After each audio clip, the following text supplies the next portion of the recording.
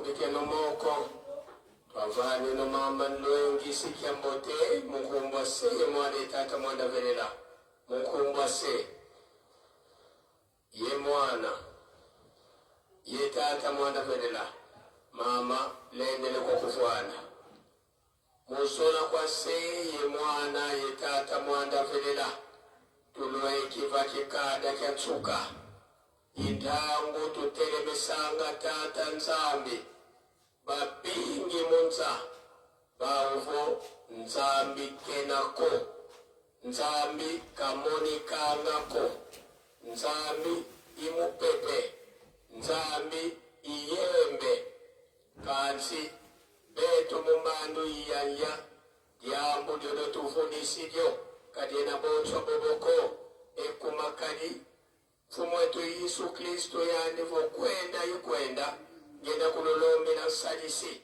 ipeve ya ndomo ya kedika ilemba ninzatambula yambu nizilungana na mubeto mutata Simoni Kimbangu wa mwanda velela nzambi toka le 12 septembre 1887 tata Simoni Kimbangu nzambi nsega sulu ye mtoto wena yeto kitwali usinga nga yeto na telu mukya wunu wena yeto kitwali kayoyeleko yekakanoke ne benituko nzambi yantekila kayenako nzambi benalanda kunimande kayenako yande wandete yande pe watsuka tulombele kwa seneto tata mwanda velela watutela mana katubanda tukuvana kambote aye.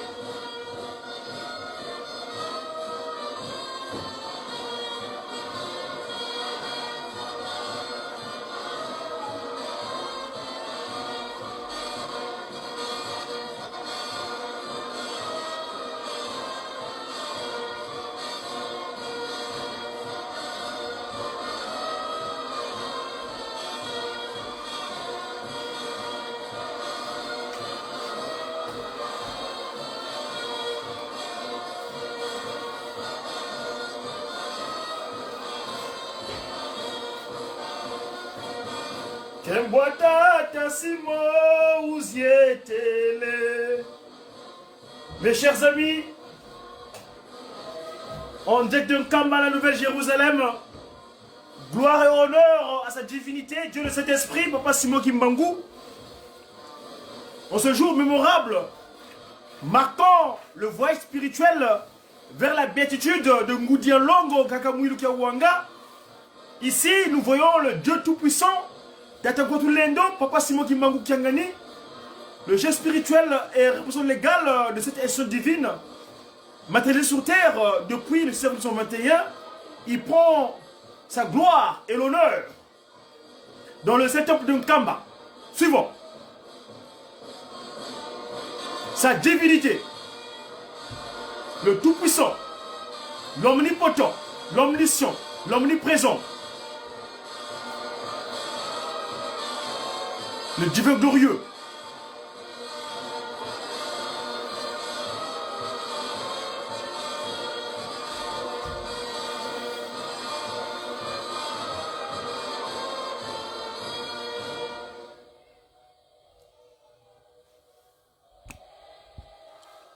Kemo vous êtes les mouillés, nous c'est les médias pas. Là, nous fumons long.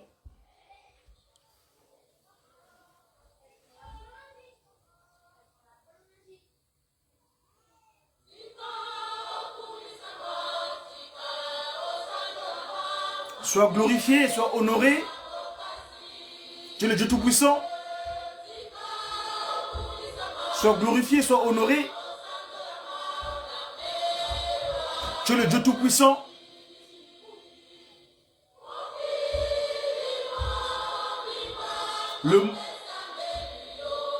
Le monde dont tu t'appartiens, Papa Simon Kimbangu, le Tout-Puissant, personne n'est comparable à toi.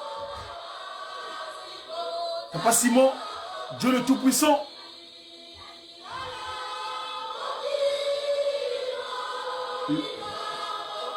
Le monde dont tu t'appartiens, ça t'a été donné. Ça t'a été donné par le Christ Jésus.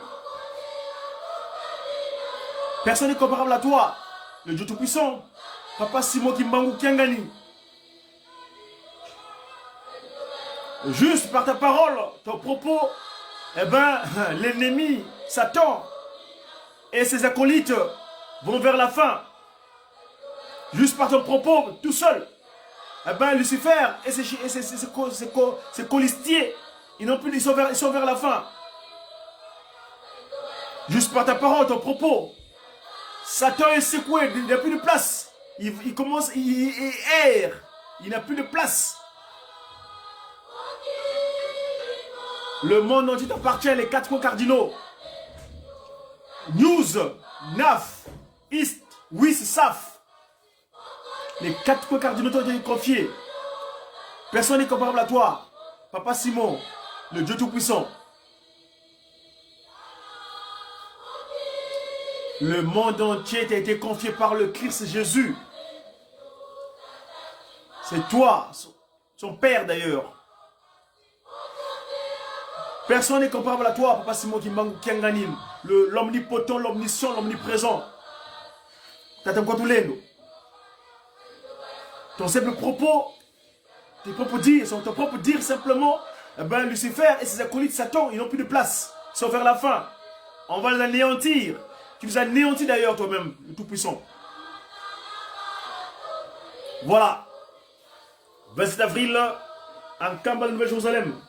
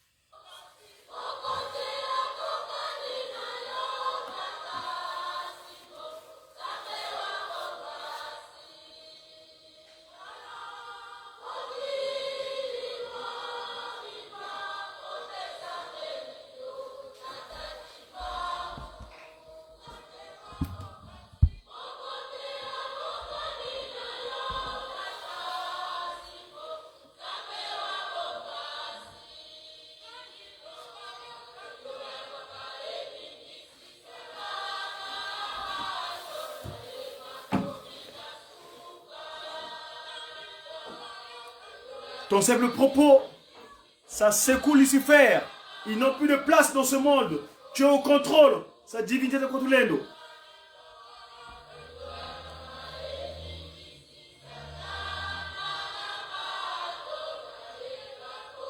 Ils sont vers la fin.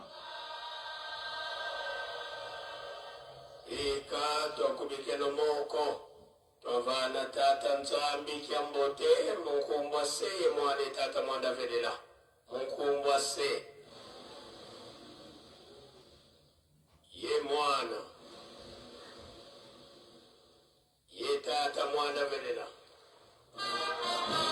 Il montrera sa puissance dans le monde entier.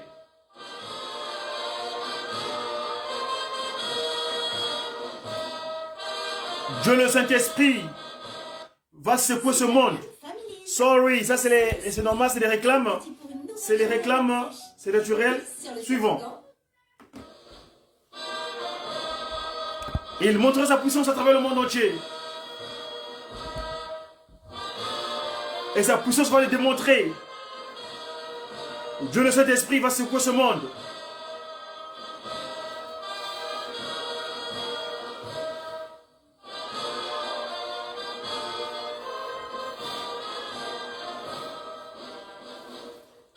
L'étendard va être élevé. L'étendard va être élevé. Au nom de notre Seigneur Jésus-Christ. Le monde entier sera rassemblé sur la colline sainte de Nkamba, la Nouvelle Jérusalem. Alléluia. L'étendard, le drapeau va être élevé sur la colline sainte de Nkamba, la colline de la promesse, la montagne de la promesse. Tout le monde entier sera rassemblé sur cette colline au nom de notre Seigneur Jésus-Christ. C'est la colline de la promesse que le Christ, Dieu nous avait promis. Suivant.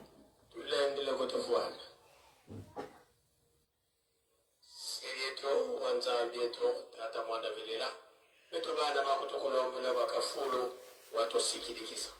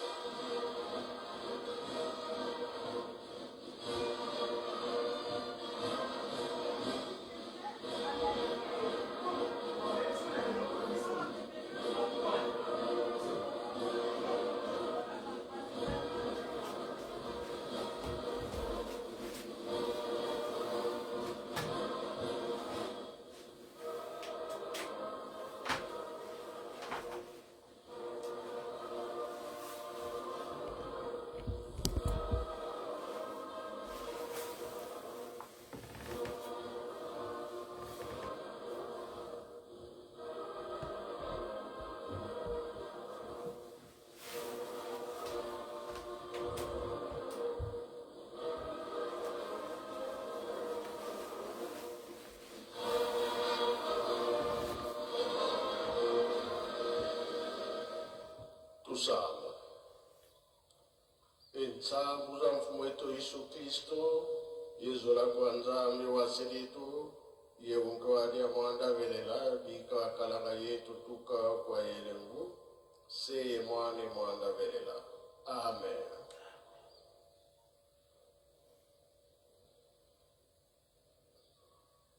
Na kwa tata mwana pe tata mulimo santo. Tulanda ki matera biso, mama pasteur mutateya biso. Abandela ki na bante baba yuga. Akeba bibeko. Mikanda ya suka toyoka kito. To bomba to sale la pomo koroana tobika. To zore sengo miki. Ma mama toye ipili. Ngana sepeli. Biso nyo to zore sengo. Bongo de bongo te.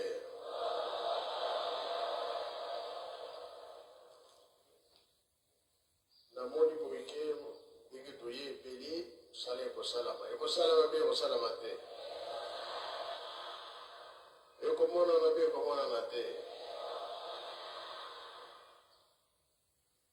e l'axiété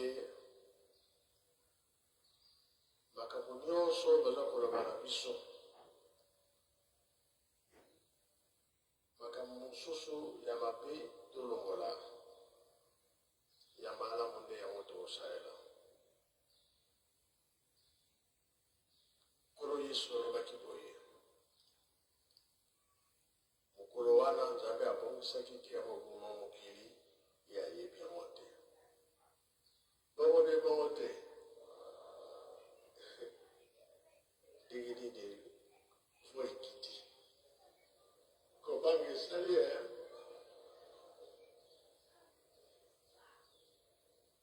il y a solo photobanga. Pour nini ezali 4e génération ekozala pe ya suka. Mais ma pepe ekomi mingi na biso bato.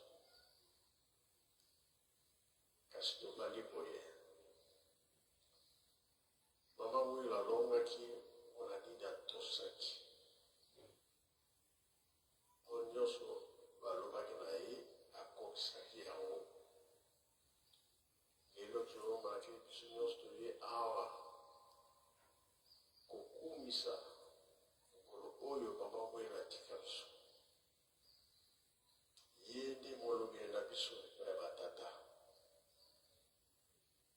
Kobanda na ye moko papa Kimbangu batata na biso ye aza molobeli na biso. Ye mpe amonaki pasi. Nini namonaki pasi. Plan ya Nzambe papa Kimbangu mokangama na famille na ye. Na ye moko mama mwelu na bana. Papa Kimbangu osengaki permission na famille. Alobi Nzambe apesi biso mosala. Me mosala wana ekosala makawa na nkamba. Bino nyonso bobima. Ngana tika na kosala mosala ya Nzambe. Bamosusu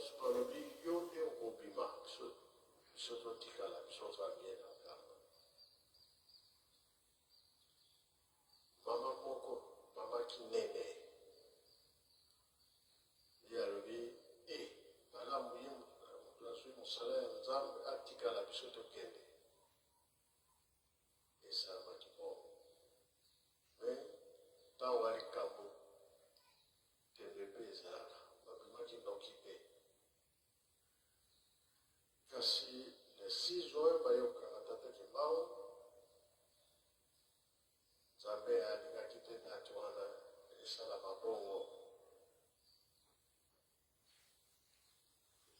bato ya mboka nyonso babimaki bake ngombe kicuka bake yanda bake lukengo esika bamboka pembeni ebakawanaki awa basoda nde batikalaki awa na bamindele monsieur Dewa nayebaka ye namonaka ye monsieur Kouf ye mpe awukanga ntango bapapa bazalaki awa Dewa na ntango na biso toza kotanga na classe nde namonaka ye bayebokanga papa Kimbangu ntango auti mbanza nsanda donc etikelaki na bamindele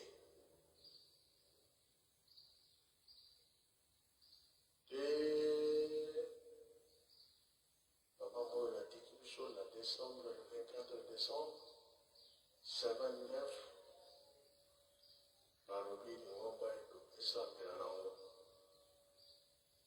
e baaktivité ya misala lingomba ebandaki elakisi ke nzambe alingi biso mingi liboso ebandaki na Brazzaville na 58 biso awa na 59 na Angola na 74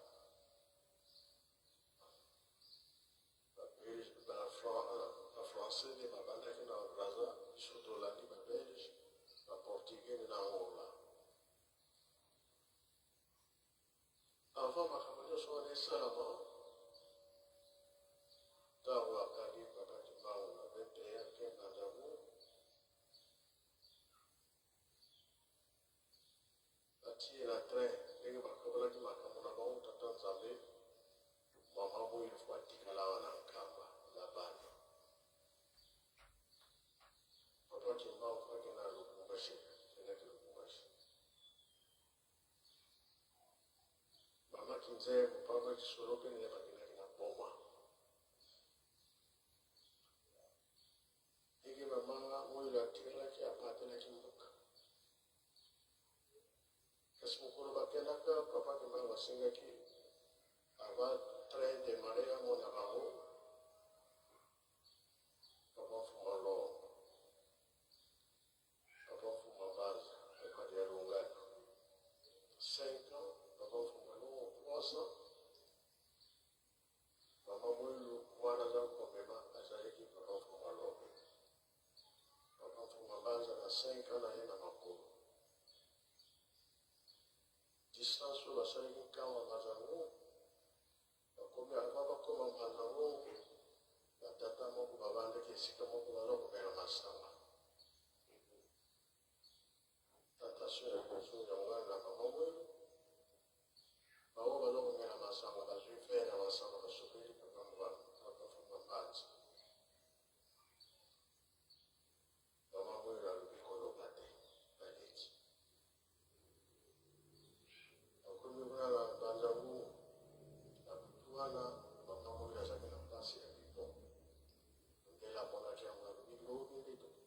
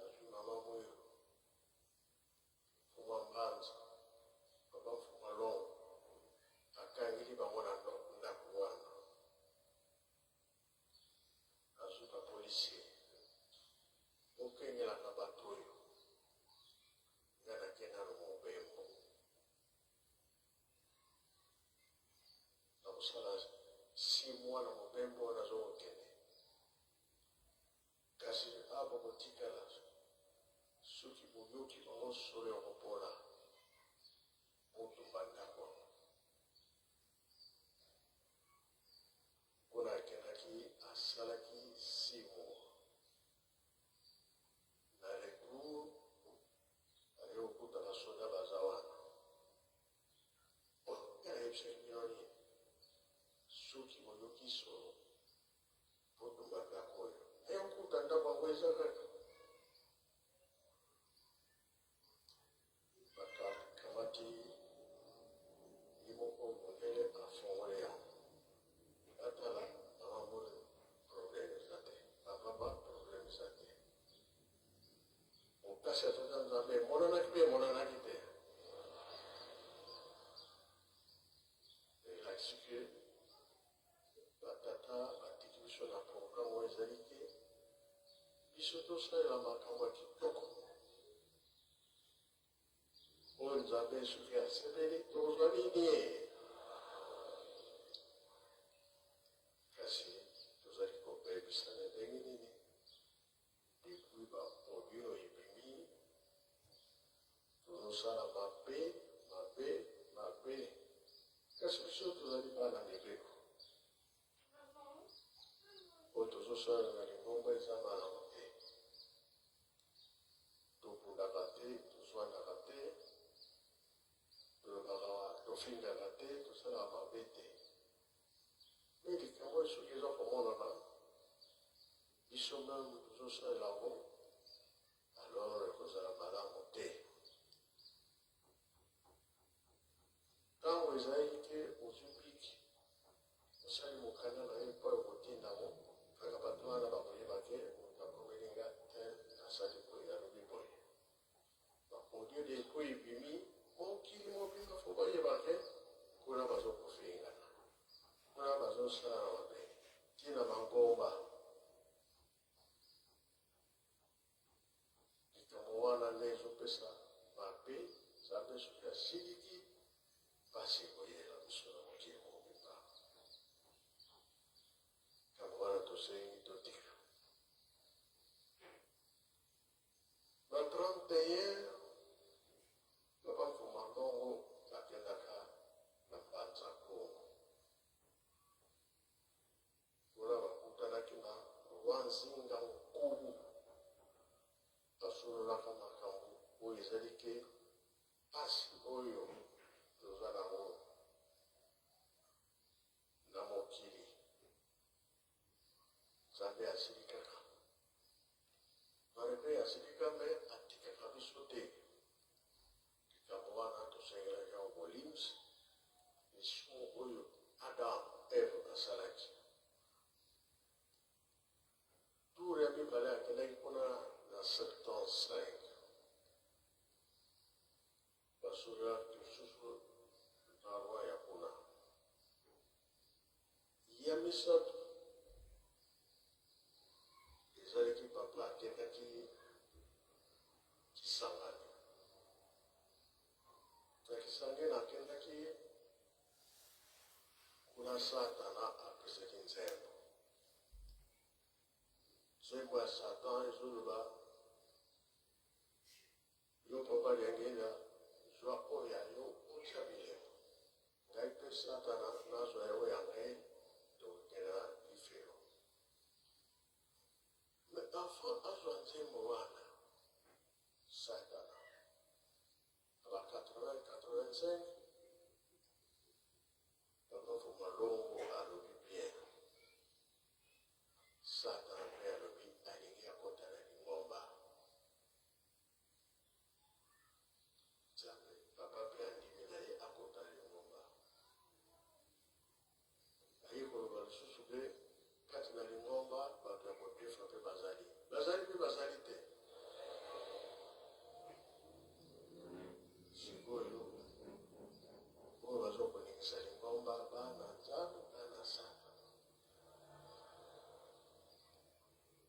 bato kodefa mpe ya kodefa te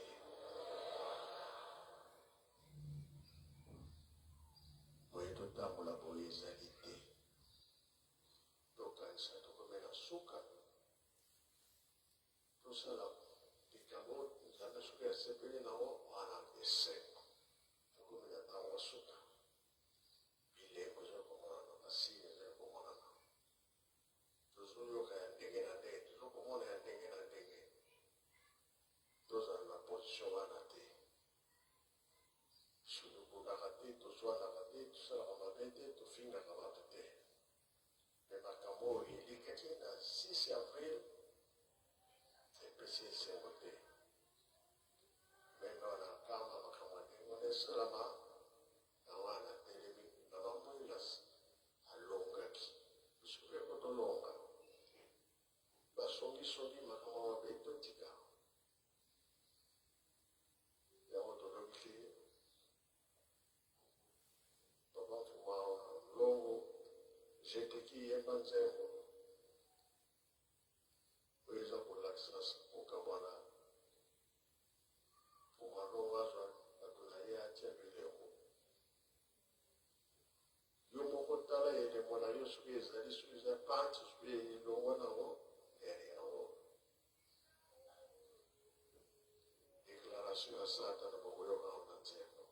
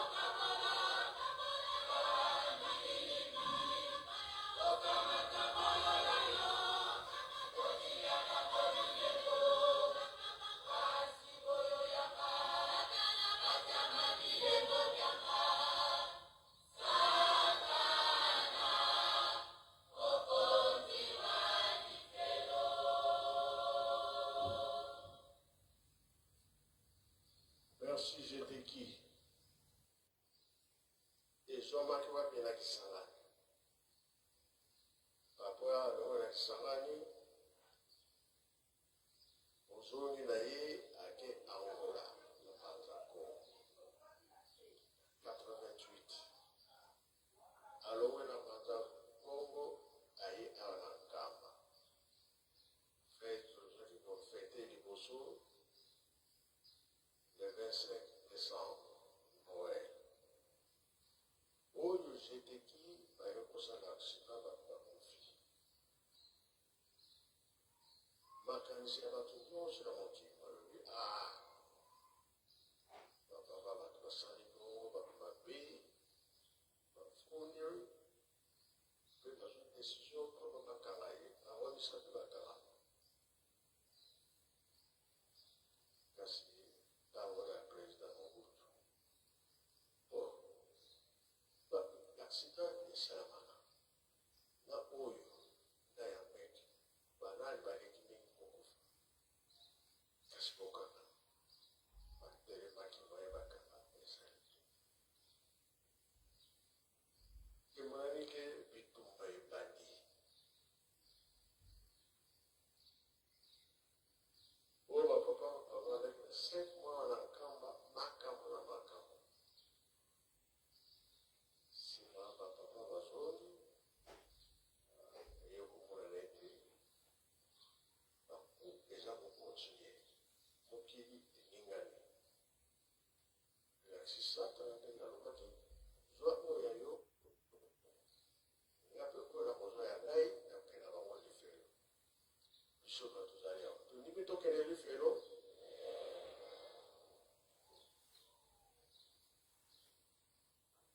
et là, ce que elle est mon aïe au pâté là. Le film a raté, tout le monde a raté. Si on a raté, le lin, tout le monde a pas capable. Nous sommes sortis à ma belle. Tout le monde. Les marques ont tout ça au bureau. Puis je trouve ça à ma camarade. Tout ça à ma camarade, tout le monde a répété. Tout le monde a qui bien. Ils sont dans la tête à ce moment-là. Tous les week-ends, vous allez dans la Mibeko.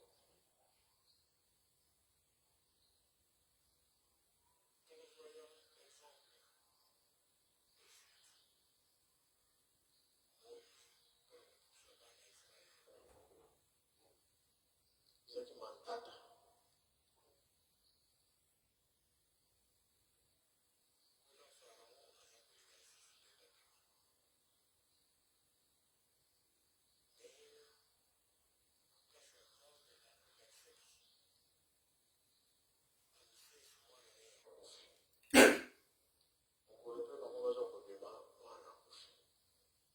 Basali makambo nyonso preke mwana wana apika ya lisesi mwana na ye lokolaka ensemble na Moïse. Moïse komi pembeni ya kokatisa mai atindi basoda. Basoda bakomi pembeni nzambe ati flu wana atiaki moyebamona so nzela ezali te. Kino bana Israel nyonso bakatisaki buyaro balelongwe balandi. Bakomi na mai banguna mai zongi ndenge etambolaka bakufi. Wana mpona na bayuda oyo ya ngamba okanga papa Simon Kimbangu. Kuna la camp prof, kuna la maeta wakati, na yana kuma na kamba,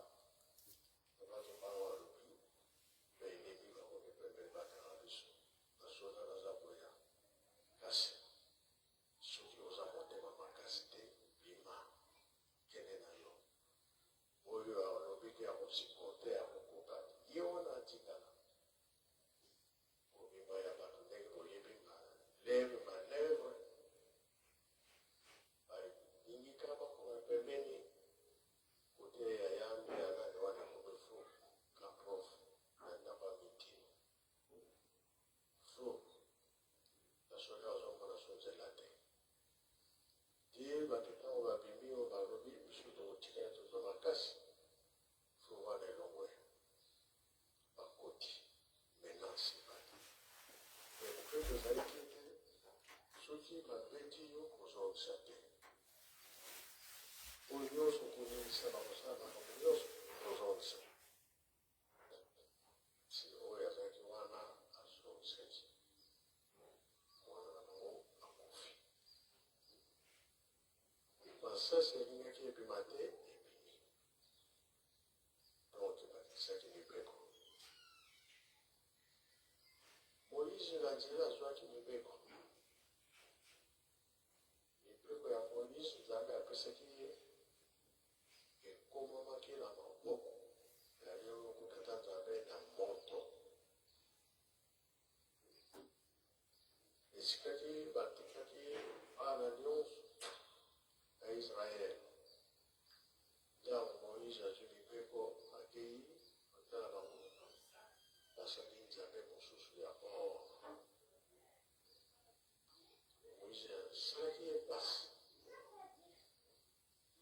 Apparemment, nous avons appris ce qui est dans le montant. Il y a payé. Donc, ce là, Moïse a dit. Dans Watali a payé. Oh, il y a des gars qui ont été dans les années. Oh, il y a des gars qui ont été dans les années. Oh, bah, les gars qui ont été dans les années. Il y a qui est payé. Oh, bah, tu as dit là. Oh, tu as dit là. Oh, il y a pas de ça qui est payé. Je suis pour le pour le bas. Ce qui est limite, c'est ce qu'on va l'anda. Oui, ce que vous l'avez dit, vous voyez la chose à la passe. Cassez ma casse, les allez dans mes becs. Oui, il y a des anglais. Là, il y a des français. Là, il y a la toya, toya, là, mes becs, on a appris ça. Ceux qui ont mes becs, on a appris ça. Si mandé, le pasteur et à votre agression de la ville, à votre agression, où il y a une bombe. Où il y a un moussa, donc il faut que vous en prévenez. Où il y a un combat d'atelier.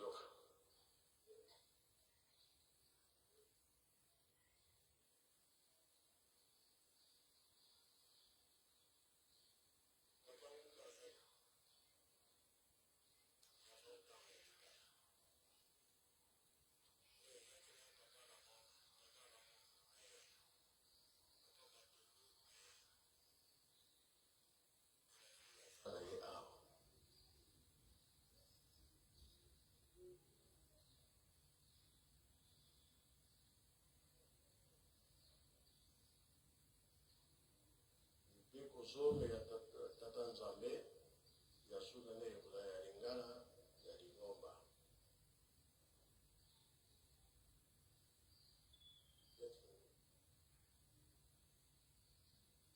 Banda na hiyo ya France. Qui commandement ya cha.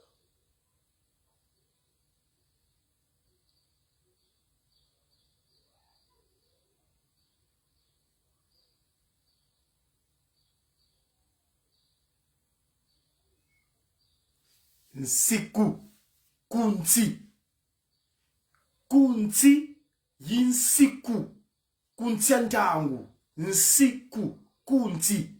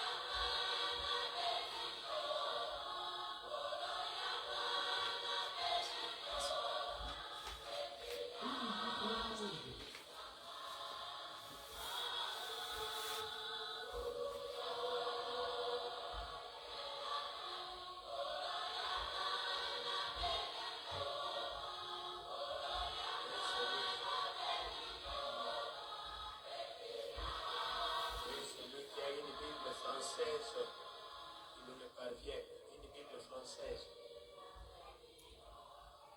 La Sainte Bible, si quelqu'un pourra en avoir.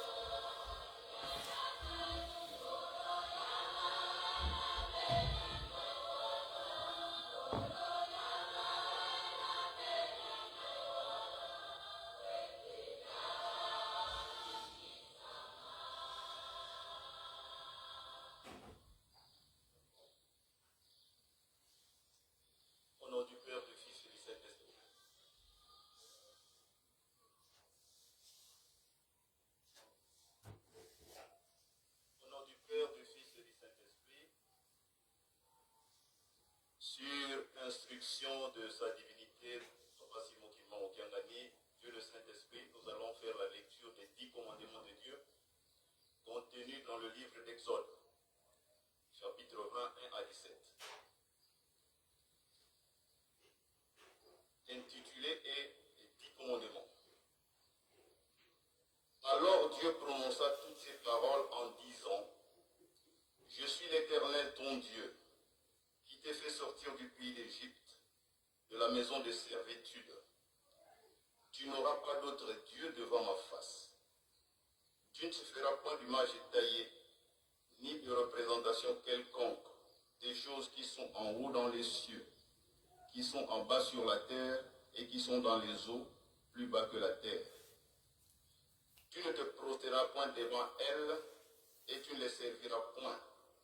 Car moi, l'Éternel, ton Dieu, je suis un Dieu jaloux, qui punit l'iniquité des pères sur les enfants, jusqu'à la 3e et la 4e génération de ceux qui me haïssent, et et qui fait miséricorde jusqu'en 1000 générations à ceux qui m'aiment et qui gardent mes commandements. Tu ne prendras point le nom de l'Éternel ton Dieu en vain, car l'Éternel ne laissera point impuni celui qui prendra son nom en vain. Souviens-toi du jour du repos pour le sanctifier. Tu travailleras 6 jours et tu feras tout ton ouvrage. Mais le 7e jour est le jour du repos de l'Éternel ton Dieu. Tu ne feras aucun ouvrage, ni toi, ni ton fils, ni ta fille, ni ton serviteur, ni ta servante, ni ton bétail, ni l'étranger qui est dans tes portes. Car en 6 jours, l'Éternel a fait les cieux, la terre et la mer, et tout ce qui y est contenu. Et il s'est reposé le 7e jour. C'est pourquoi l'Éternel a béni le jour du repos et l'a sanctifié. Honore ton père et ta mère, afin que tes jours se prolongent dans le pays que l'Éternel ton Dieu te donne. Tu ne tueras point, tu ne commettras point d'adultère, tu ne déroberas point, tu ne porteras point de faux témoignages contre ton prochain. Tu ne convoiteras point la maison de ton prochain. Tu ne convoiteras point la femme de ton prochain, ni son serviteur, ni sa servante, ni son bœuf, ni son âne, ni aucune chose qui appartienne à ton prochain. Au nom du Père, du Fils et du Saint-Esprit. Amen.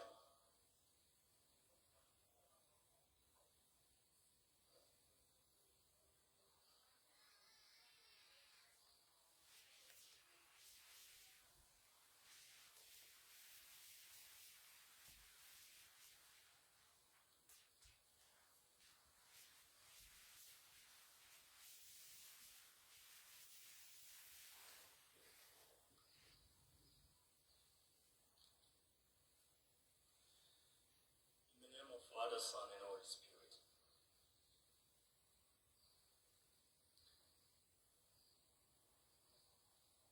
Exodus 20. I am Lord your God, who brought you out from the land of Egypt, out of the house of bondage. You shall have no other God before me. You shall have no other God before me. You shall not make for yourself a carved image, any likeness of anything that is even above, or that is in the earth, beneath, or that is in the water, under the earth. You shall not bow down to them, nor serve them.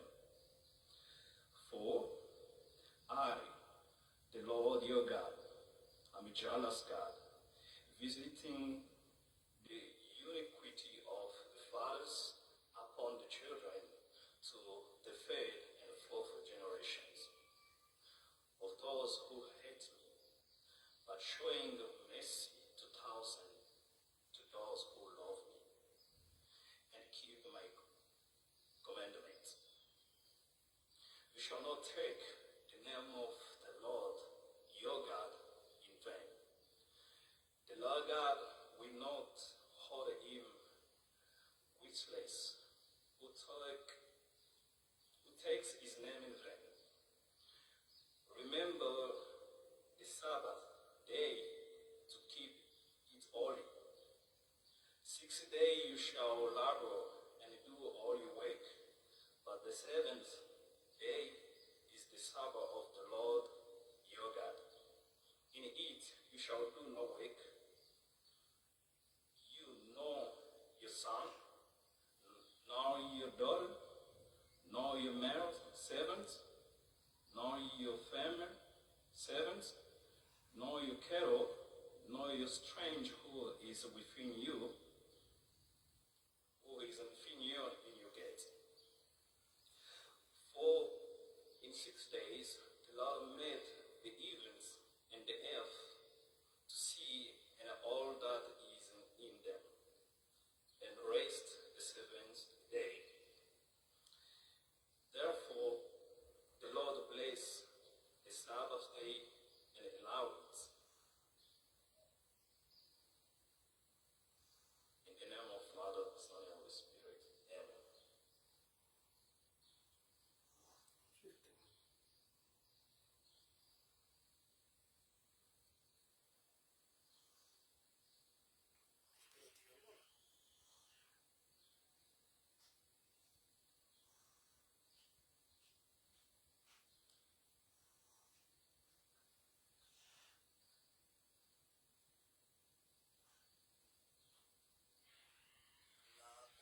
Tata Mwana pe Tata Mulimo Santo.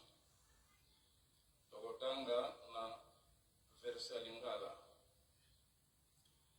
Njambe alobaki maloba oyo nyonso ete ngai na jali yawo nzambi na yo oyo abimisaki yo na mokili Egypto na ndako ya boumbu.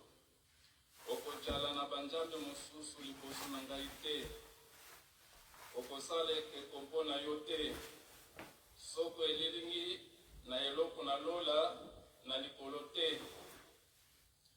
Na mokili na se te. To na mai na se na mokili te. Okokumbamela yango te. To kosalela yango te. Mpo ete ngai yawo nzambe na yo na jali nzambe ya zwa.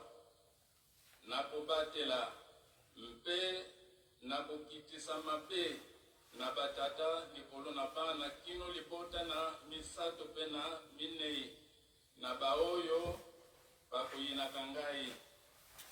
Nde nakomonisa bopoto na bato poto na poto baoyo bakolingaka ngai pe bakotosaka mibeko na ngai. Okotanga nkombo na yawo nzambe na yo pamba te. Mpo ete yawe akolongisa te oyo atangi nkombo na ye pamba. Kanisa mokolo na sabata ete obulisa yango. Okosala mosala mikolo motoba. Mpe okosilisa mosala na yo nyonso. Nde mokolo na sambo ejali sabata epai na yawe nzambe na yo. Na mokolo yango okosala mosala soko moke te. Yo te pe mwana mobali na yo te. Pe mwana mwasi na yo te. Mpe mowumbu mobali na yo te. Pe mowumbu mwasi na yo te. Mpe bibwele na yo te. Mpe mopaya na lupango na yo te. Mpwete na mikolo motoba yawe ajalisaki likolo pe mokili. Mpe mai monene. Mpe biloko nyonso kati na yango. Mpe apemaki na mokolo mwa sambo. Yango wana yawe apambolaki sabata mpe abulisaki yango. Kumisa tata na yo pe mama na yo ete mikolo na yo mijala mingi na mokili oyo yawe nzambe na yo apesi na yo. Okoboma te. Okosala ekoko te. Okoyiba te. Okoloba matatoli na lokuta na ntina na mojale na yo te. Okolula ndako ya mojale na yo te. Okolula mwasi na mojale na yo te. Soko mowumbu mobale na ye te. Soko mowumbu mwasi na ye te. Soko ngombe mobale na ye te. Soko mpunda na ye te. Soko eloko nini ezali na mozali na yo te. Na kombo Tata Mwana pe Tata Mulimo Santo.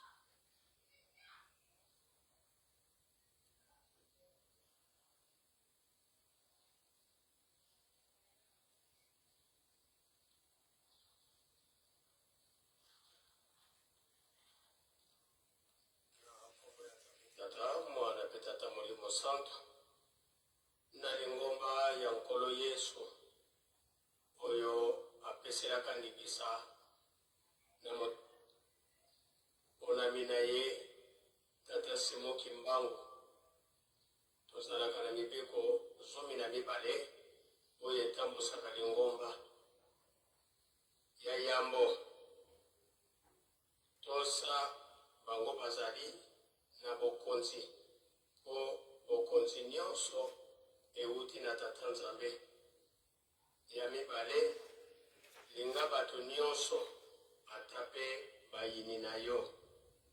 Beko ya misato ya lingomba komela likaya to bangi te. Ya mine komela masanga to eloko ya kolangwisa te. Ya mitano kobima te. Kokende kotala kobina te. Kokende kotala mabina te. Ya motoba kolala bolumbu to pe kosokola bolumbu te. sambo koswana te mpe kobunda te ya mwambe kosala kisi te mpe kokende epai ya nganga kisi te mobeko ya libwa futaka paku ya leta mobeko ya zomi kobombela moninga wa yo kanda na motema te mobeko ya zomi na moko ndima mapema yo liboso ya baninga mobeko ya zomi na mibale kolia ngulu to sombo te ngulu ya mai te nioka te makaku nyonso mpe epekisami na nkombo ya tata mwana mpe tata molimo santo.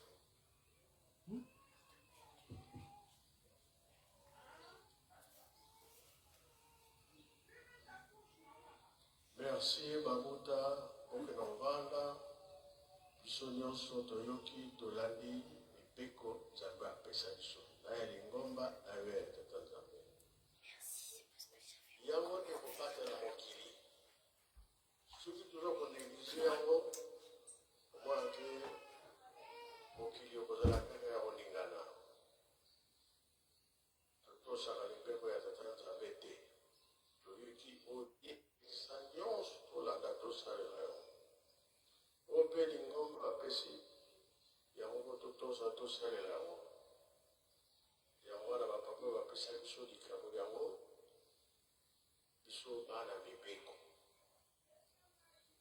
monitan tokomi na 88-89 bapapa baye koloba boye lingomba na biso so ekokisi 100 ans pokomona makambo koyela biso na liboso ya ndenge na ndenge te tokobandela na zero elakisi ke tozongela susu makambo akala te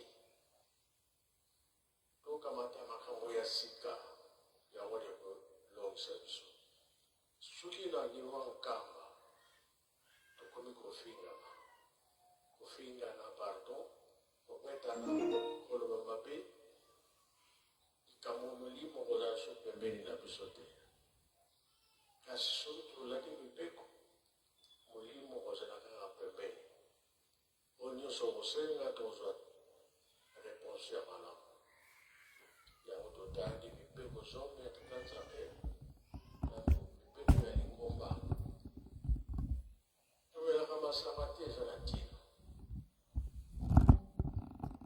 ntango noe amelaki masanga tala makambo eyelaki ntango oyo ezalaki pasi na Sodome na Gomore tala makambo eyelaki biso eza ebele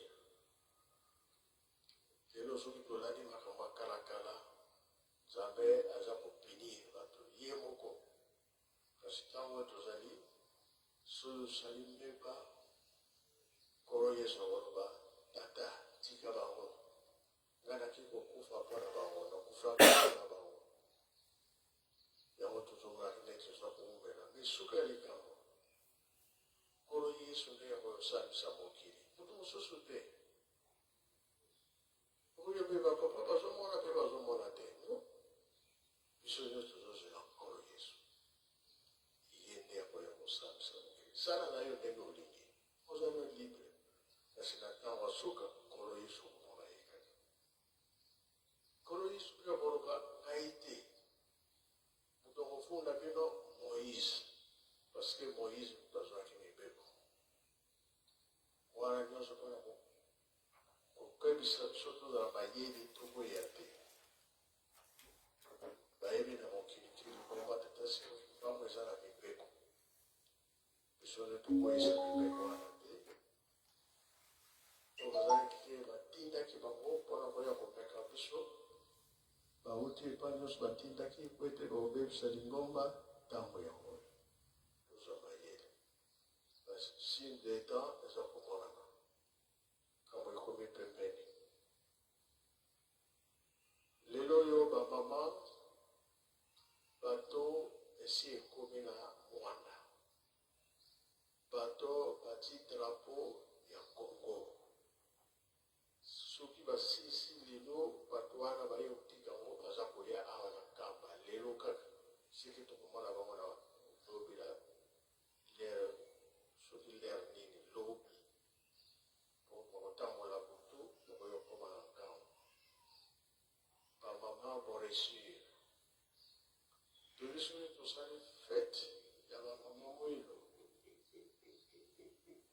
tokendaka mpe kotala esika bakonga tata mwasi kola nazosenga ntango nyonso $30 tokomi na biloko mibale niveles ekomaki ezali awa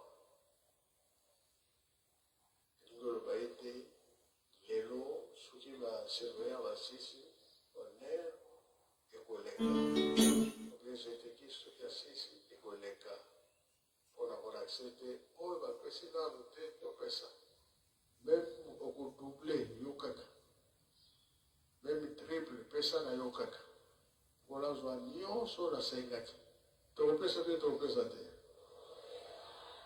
obeti maboko te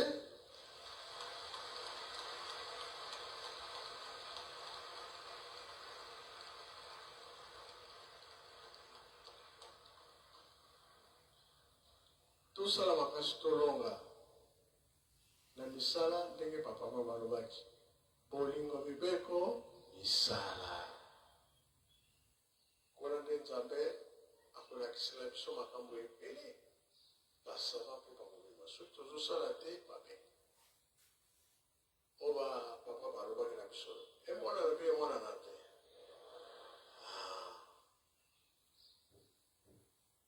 sikoyo bamama tomultiplier soja masango mpe loso na bamisu toza tosali bamélange yo wana basoso bakolia bangombe bakolia bamembe bakolia bantaba bakolia alors biso nde tokokota kolia banyama ya kitoko oyo ezwaka ntongwa te toyokani alors likambo oyo totangi mibikwa ya tata nzambe nkolo yesu azalaki kofingama papa kimbango azalaki kofingama bamama oyo azalaki kofingama bapapa azalaki kofingama elelo mpe toza kofingama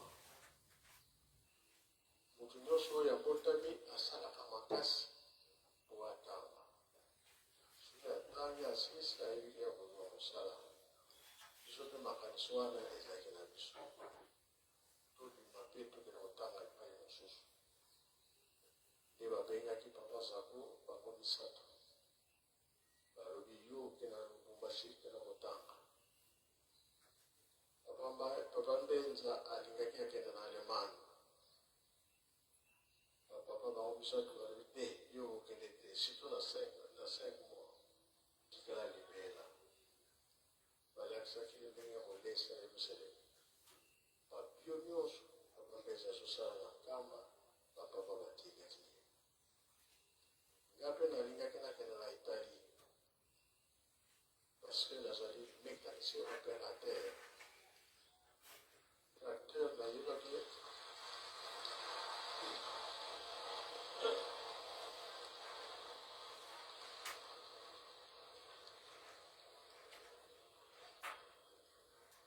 tracteur oyo ya monene Fiat 57 yango nazalaki komema lotendele nalingaki nakende kosala oyekona na italie toya na mashine oyo elonaka loso ye moko alongoli na matiti apasoli nyonso kaka meme tracteur wana kasi bapapa alobi kokende te navandi na ngaki lelo donc elakisiki motu nyonso azalaka na ide atanga asala makanisi wana mpe ezali me toza kofingama biso tokozongisa te tozotala kaka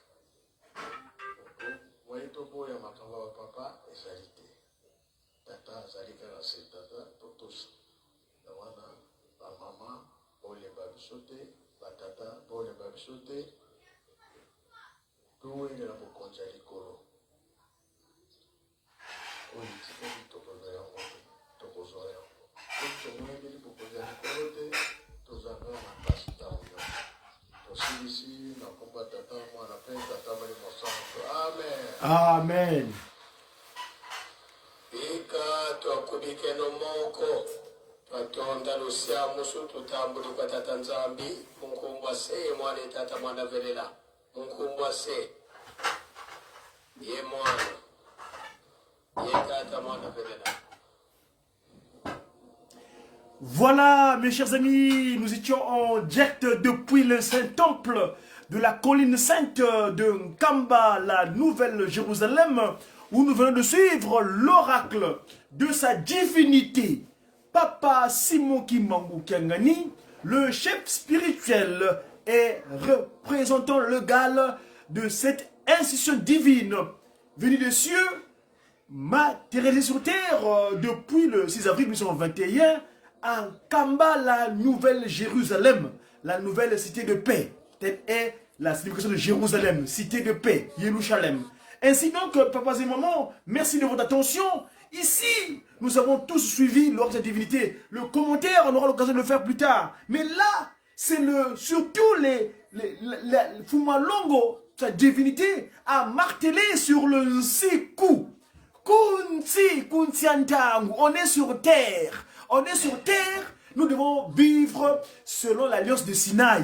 Car de ces mains de maître, lui-même, Papa, qui sont le c'est ces mêmes mains-là qui ont créé l'humain, qui ont façonné le potier structurant la matière. C'est ces mêmes mains-là qui nous a créés et ces mêmes mains-là qui a écrit les tables de la loi sur le mont, au mont Horeb. Et bien, ces tables de loi-là doivent être en phase avec le corps humain. Donc, un corps humain qui ne vit pas selon les textes de loi reçu par Moïse au mont Horeb, eh bien, ce corps-là est vulnérable et voué à la désolation. Ce corps-là est poreux.